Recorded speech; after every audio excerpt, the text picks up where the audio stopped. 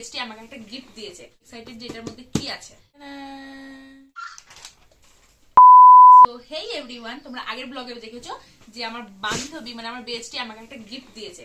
তো আমি সত্যি বলছি, অনেস্টলি বলছি, আমি গিফটটা একবারও খুলে দেখিনি। আমি এই জন্যই খুলে দেখিনি কারণ আগের হাতে দেখে নিলে মানে ইন্টারেস্টটা মরে যায়। তো তার জন্য আমি খুলে দেখিনি। আমিও তোমাদের মতো এক্সাইটেড যে এটার মধ্যে কি আছে। ও আমাকে বলেছিল কি যে ওখানে না খুলতে, সবাই থাকবে, বাড়িতে এসে খুলে দেখতে বলেছিল। এটাও একটু গড়বড় লাগছে, কেন একা বাড়িতে এসে খুলে দেখতে বলেছে। তো চলো দেখাই যাক যেটার মধ্যে কি আছে। 1 2 3 10 ও মাই গড,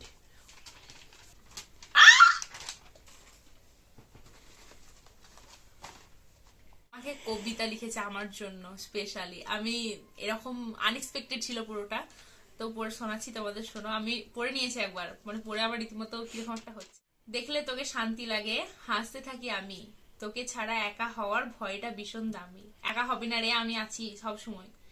কারণ ছাড়াই থাকিস পাশে, স্বার্থে থাকিস দূরে, কেমন যেন আলোর মতো থাকিস জীবন জুড়ে। যা ঘটে সব জমিয়ে রাখি, তোকেই বলি আগে, বললে তোকে বুকের ভেতর সবটা হালকা লাগে। সবাই আমার থেকে তোকে বেশি ভরসা করে ঘরে, তাই তোর নামেতেই ম্যানেজ করি মিথ্যা বলার পরেও। ওর বাড়ির লোক যদি আমার ভিডিওটা রেখে আমাকে পিটিয়ে মেরে দেবে, আমার কথা বলে মিথ্যা বলে কাজ চালিয়ে। অনেক সুযোগ তোরও ছিল, যাসনি তবু ছেড়ে, আমি জানি ইচ্ছে করেই ইগোর কাছে গেছিস তুই হেরে। তাই ভুল বুঝে সুমাই কোনোদিনও করিস না প্লিজ আমার সাথে আড়ি। এই শহরে, এই শহর জুড়ে তুই আমার সবচেয়ে প্রিয় বাড়ি। তাই তুই প্লিজ বাকিদের মতো কোনোদিন আমায় একা ছেড়ে চলে যাস না প্লিজ, কারণ আমি তোকে ছেড়ে একা সামলাতে পারবো না কিছু।